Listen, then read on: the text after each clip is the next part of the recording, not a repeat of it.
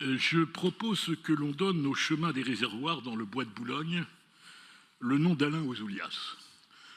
C'est à côté de l'arbre du martyr de la Grande Cascade. Pourquoi ce choix?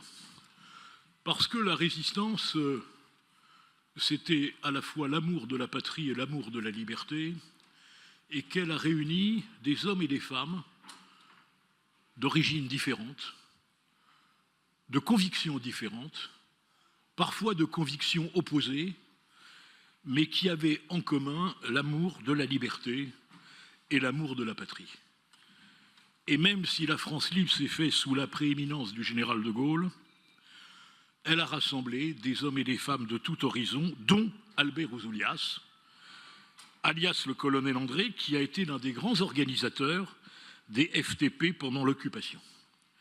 Ouzoulias a été un résistant de la première heure, il s'est évadé des camps allemands, il a joué un rôle central dans l'insurrection parisienne de l'été 1944, il est l'un des 5 signataires de l'appel à la mobilisation générale du 10 août 1944. Et ensuite, il a poursuivi son action dans la vie civile, notamment comme conseiller de Paris et dans le 16e arrondissement.